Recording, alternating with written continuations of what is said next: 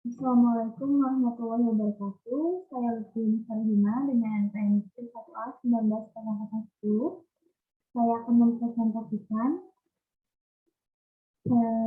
tentang sistem hukum yang ada di dunia. Salah satunya adalah sistem hukum Eropa kontinental. Salah satu negara yang menganut sistem tersebut adalah negara Italia. Saya akan menjelaskan sedikit kriteria dan sistem hukum yang ada di sana. Sebelumnya, saya akan menjelaskan mengenai sistem hukum terlebih dahulu. Sistem adalah kelompok bagian yang bekerja bersama-sama untuk melakukan suatu maksud. Analoginya, sistem bagaikan gambar mozaik yang dipotong kecil-kecil dan kemudian dihubungkan kembali, sehingga tampak utuh seperti gambar semula. Masing-masing bagian tidak berdiri sendiri, melainkan saling berkaitan dengan bagian-bagian lainnya. Dengan demikian, suatu sistem berarti kesatuan yang bagian-bagian membentuk sistem tersebut.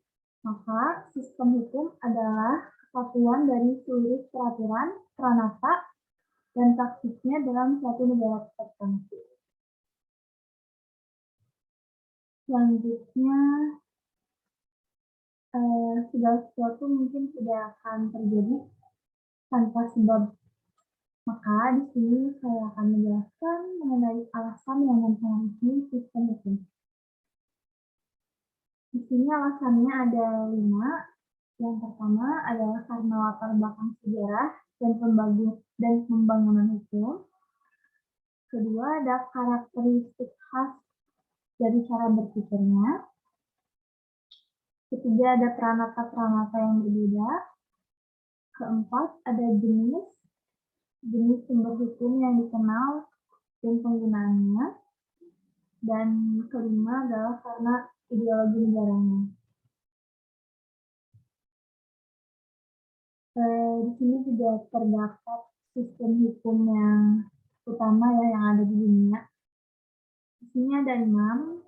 Yang pertama ada Eropa kontinental, kedua ada Anglo-Saxon, ketiga ada sistem hukum Islam, selanjutnya ada sistem hukum sosialis, lalu ada sistem hukum sub-Sahara, dan terakhir ada sistem hukum Asia Timur Jauh. Di sini dilanjutkan dengan menjelaskan karakteristik dan sistem hukum Eropa kontinental, khususnya yang ada di negara Italia. Salah satu negara yang menganut sistem hukum Eropa kontinental yaitu negara Italia. Nah, konstitusi negara Italia ini memiliki konstitusi yang dipakai pada tahun 1848 yang sebelumnya itu dibentuk untuk salah satu kerajaan yang ada di sana, yaitu Kerajaan Sardinia, lalu diadopsi oleh Kerajaan Italia pada tahun 1861. Dan yang terbaru itu berlaku pada tanggal 22 Desember 1947, kemudian diadopsi lagi pada tanggal 27 Desember 1947, dan sistem hukum tersebut mulai diberlakukan pada tanggal 1 Januari 1948 setelah mengalami perubahan berkali-kali, dan terakhir perubahannya terjadi pada tahun 2012. Sedangkan sistem hukum sipil di Italia mengikuti aturan undang-undang yang peninjauan kembali undang-undang dalam kondisi tertentu di Mahkamah Konstitusi. Dalam hukum ini, hakim tidak harus terikat, tidak mengenal sistem juri. Hukum tersebut menggunakan metode penalaran deduktif dari in abstracto ke in concreto, atau sistem yang melawan perkara hukum perdata. Di sini selanjutnya ada sumber hukum Italia. Sumber hukum Italia Eee, ini ada sumber internal.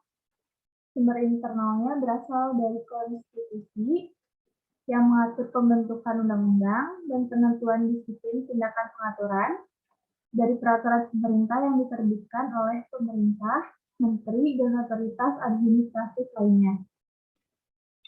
Selanjutnya ada dari hukum adat.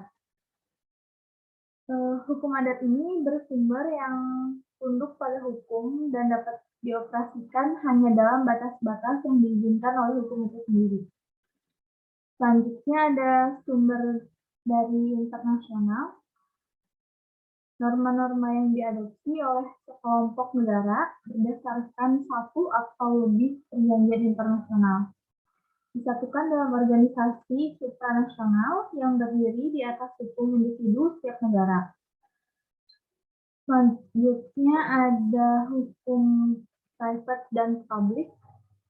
Hukum private adalah bagian dari sistem hukum civil law yang merupakan bagian dari jus commune yang mengangkut hubungan antar individu, seperti hukum kontrak dan loan prestasi. Atau juga hukum perdata. Yang kedua ada hukum publik, adalah bagian dari hukum yang mengatur hubungan antara badan hukum dan pemerintahan lainnya, antara lembaga pemerintah yang berbeda dalam satu negara. Hukum publik ini terdiri dari hukum tata negara, hukum administrasi, dan hukum pidana. Cukup sekian presentasi dari saya. Kurang lebihnya mohon dimaafkan.